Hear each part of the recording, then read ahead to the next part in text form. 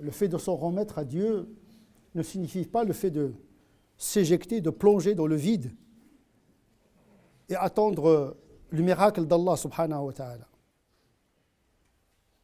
S'en remettre à Dieu ne signifie pas traverser le désert sans prendre cette disposition et attendre l'intervention miraculeuse d'Allah subhanahu wa ta'ala pour te faire parvenir à ta destination. Puisqu'Allah subhanahu wa ta'ala dans le Coran nous a avertis, nous a interdit de se mettre en danger. Ne vous mettez pas en situation de danger. Donc c'est une obligation divine. On ne s'expose pas à l'épreuve. On ne teste pas Dieu. On ne se met pas dans le pétrin et on convoque le divin pour nous faire sortir de la difficulté. Dieu nous demande l'action. Tawakkul, c'est un sentiment qui accompagne un ensemble de prédispositions et de dispositions. Le prophète sallallahu alayhi wa sallam a rencontré une personne, a entendu une personne prier Dieu en ces termes. Il demandait à Dieu de lui donner la patience, sabr.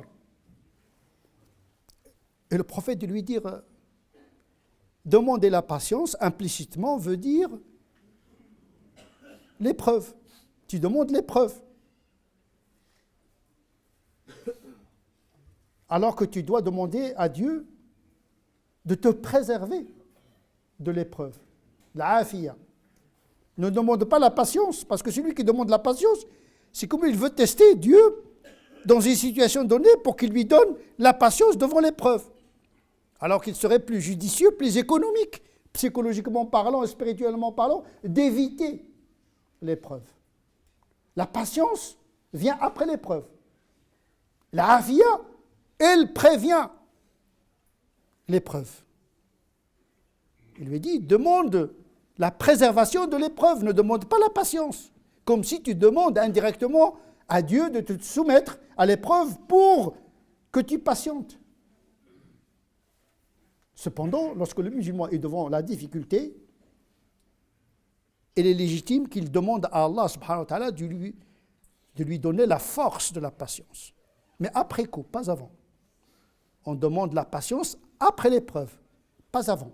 Parce que la règle, c'est d'éviter les situations d'épreuve et de difficulté. Le musulman, c'est comme l'eau.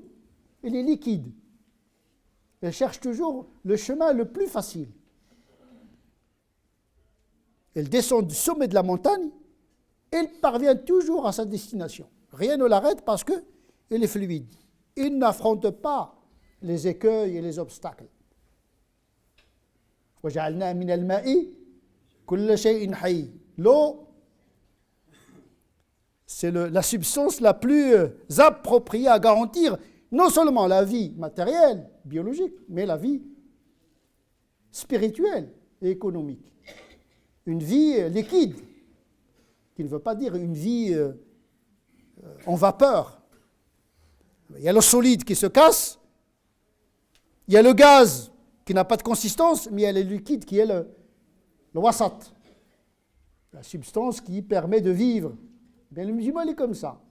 Il évite la confrontation. C'est une force tranquille, l'eau. Et donc le prophète sallallahu alayhi wa sallam nous a demandé d'éviter les obstacles, d'éviter les contraintes, d'éviter les confrontations, de ne pas être belliqueux, d'être souple. On le sait très bien dans la physique des matériaux. C'est que le matériau le plus solide, c'est celui qui est le plus souple. Il ne se casse pas. Et donc la force n'est pas dans la solidité, mais dans la souplesse. Et donc le prophète sallallahu alayhi wa sallam nous oriente vers cette issue. Ne demandez pas, ne souhaitez pas la confrontation avec l'ennemi.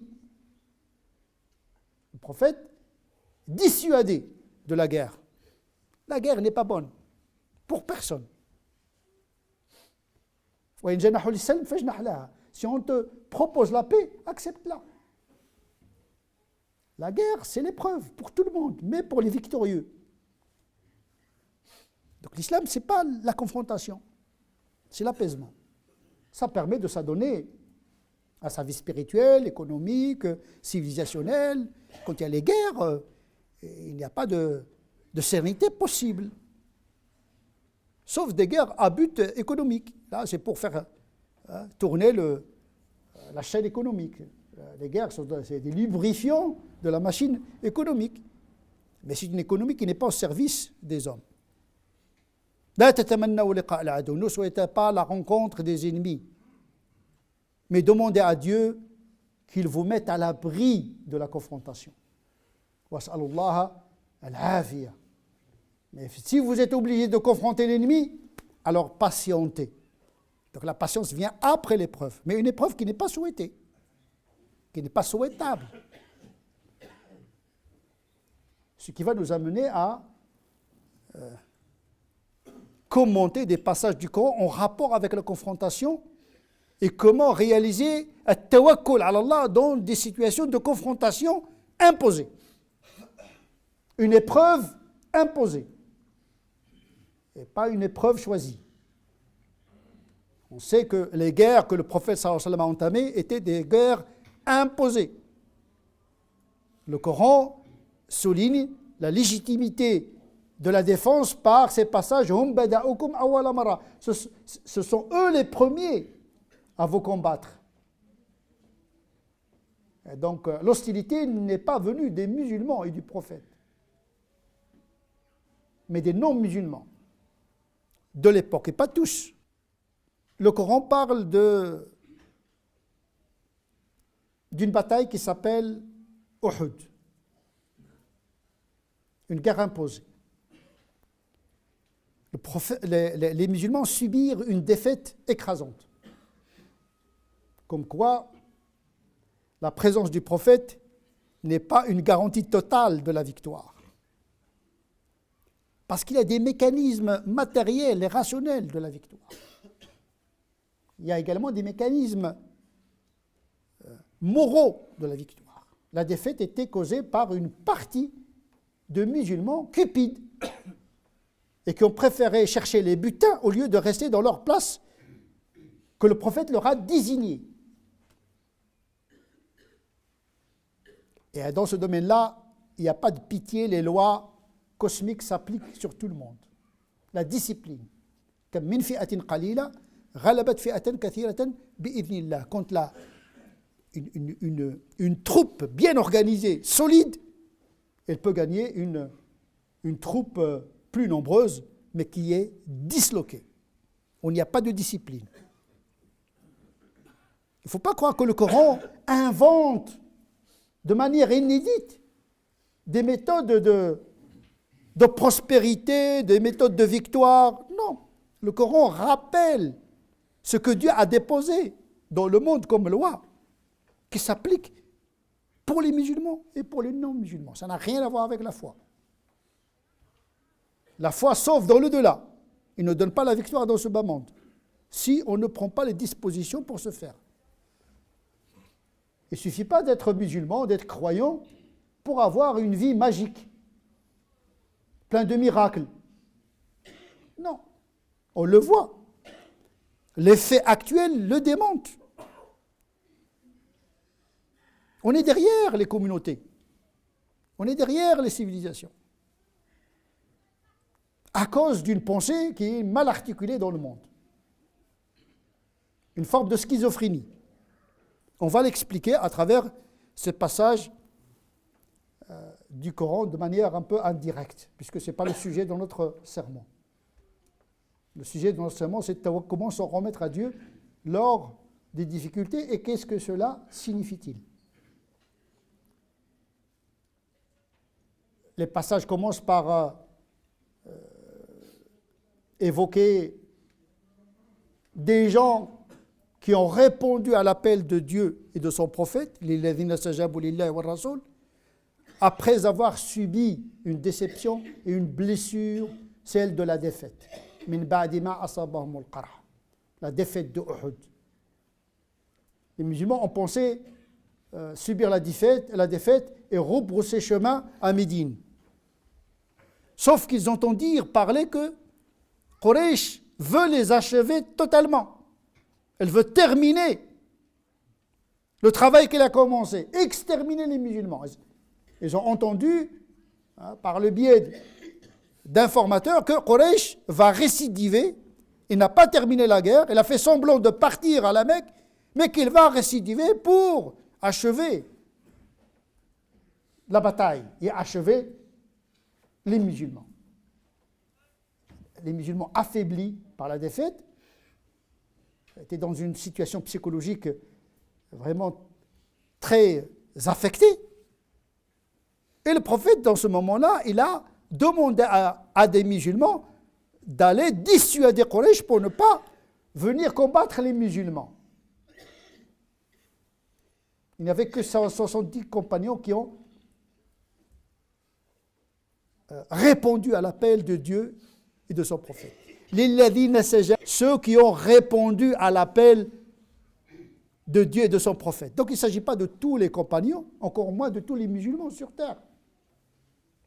Ce qui va m'amener à souligner une règle d'or qui va vous permettre d'avoir un regard plus apaisé sur les enseignements du Coran. Cette règle dit, ce qui doit importer, ce n'est pas la généralité de l'enseignement dans le Coran ou de l'information dans le Coran.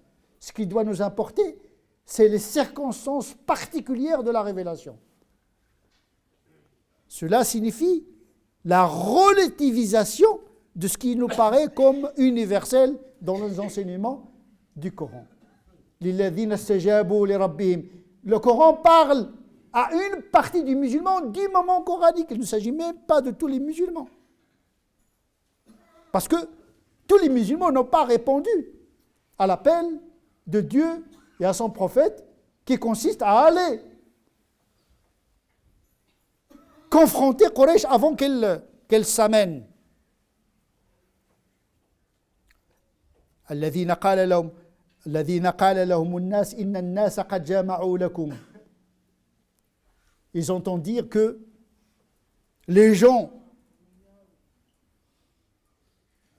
se sont regroupés contre eux. Mais les gens, ici, ce n'est pas tous les gens. Ce n'est pas Israël, ce n'est pas l'Amérique, ce n'est pas l'Angleterre, ce n'est pas les chrétiens, ce n'est pas les juifs. Parce que parfois, on prend le verset et on dit, ils sont tous contre nous.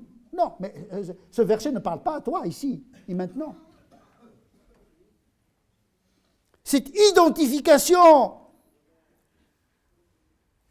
au Coran est néfaste pour la psychologie et la spiritualité des musulmans. Omettre les circonstances, l'aspect historique du Coran consiste à créer une violence symbolique et psychologique chez les musulmans parce qu'ils veulent reproduire ce qu'il y a dans le Coran à n'importe quel prix, faisant abstraction de la nuance sémantique du Coran. Ceux à qui les gens ont dit, ce sont les compagnons. Les gens, c'est qui sont les nas, ce n'est pas tous les gens. C'est Quraysh qui est sorti pour la guerre de Uhud.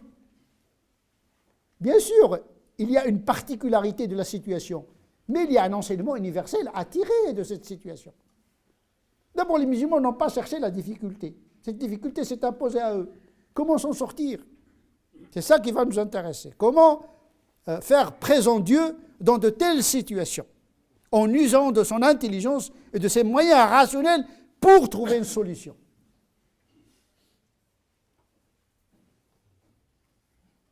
Et donc, lorsqu'ils ont entendu l'information que Quraysh va récidiver, ils ont dit « Hasbunallah wa ni'mal wakil » Dieu nous suffit. Quel meilleur garant? Ça, c'est une formule très importante que tout le monde, tout musulman doit apprendre par cœur. Hasbunallahu wa ni'mal wakil. On est invité de dire cette formulation quand on est coupé de tout moyen. Toutes les cordes sont coupées, il ne reste que celle d'Allah subhanahu wa ta'ala. C'est à ce moment-là qu'on dit Hasbunallah wa ni'mal wakil, pas avant. Parce qu'il faut prendre ses prédispositions. Il faut remplir son cahier de charge, comme on dit, existentiel. Une fois qu'on a accompli, il y a des choses qui nous dépassent. Et à ce moment-là, on s'en remet à Allah subhanahu wa ta'ala. en définitive. Après avoir épuisé toute notre énergie pour trouver une solution et pour avoir une issue. Attention, Quraysh, il va récidiver, craignez-les, les Qurayshites. Mais cela n'a fait qu'augmenter leur foi. Vous savez, la foi n'est pas proportionnelle à la prospérité, à la misère. Au contraire, parfois c'est dans les contraintes que la foi fait éruption. Parfois le bien-être émousse la foi, affaiblit la foi. Parfois la misère renforce la foi. On ne sait pas. On ne sait pas quand est-ce qu'on va rencontrer Dieu. Dans l'aisance ou dans la difficulté, l'essentiel c'est d'avoir toujours ce souci d'être avec Dieu, quelles que soient les circonstances. Ittaqillah haythuma kunt. Sois avec Dieu dans n'importe quelle situation.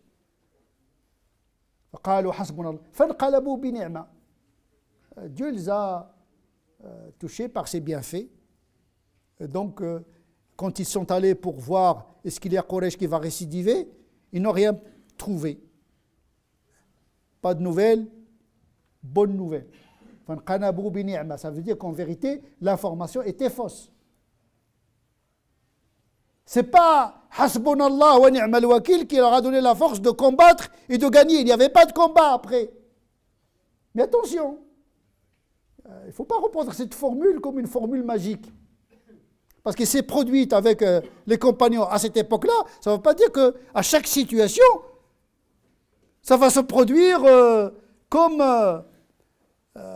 une potion magique. Il suffit de dire Hasbunallah wa ni'mal wakil pour avoir la même solution que propose le Coran. Mais cette promesse du Coran est liée à une circonstance historique à ne pas généraliser quelles que soient les situations. Parfois Dieu répond, parfois il te donne l'impression qu'il n'a pas répondu. L'essentiel c'est que tu fasses toi confiance à Dieu. L'essentiel c'est toi qui dois t'en remettre à Dieu et lui faire confiance. Et lui faire confiance, c'est lui faire confiance dans sa manière de répondre et dans le temps dans lequel il va répondre. Si tu as confiance en Dieu, qu'il est sage, qu'il est savant, qu'il sait ton bien, etc., pourquoi tu exiges la réponse telle que tu le souhaites toi? Comme si toi tu es plus savant qu'Allah subhanahu wa ta'ala. Quand tu dis Dieu m'en garant, ça y est, tu mets le dossier dans ses mains, c'est tout. Victoire ou pas, il y a des victoires qui sont néfastes. Il y a des victoires qui procurent l'orgueil. Yansurkum wa yuthabbit aqdamakum. Il vous donne la victoire, mais il vous donne la sérénité et la raison. Parce que la victoire peut enivrer l'individu. Et la défaite, parfois, il lui donne des enseignements dans la vie. Vous savez, l'échec, c'est une manière de réussir d'une certaine manière. Qu'est-ce que tu fais de l'échec? Qu'est-ce que tu fais de la réussite? C'est l'usage que tu en fais dont dépend ta qualité. Il se peut que vous aimiez quelque chose alors que c'est pas bon pour vous. Wallahu ya'lam, Dieu sait, mais vous ne savez pas. S'en remettre à Dieu, c'est prendre ses dispositions, accomplir son devoir et attendre le destin s'exprimer comme Dieu l'entend. Mais tu ne dois pas démissionner de ta responsabilité. Mais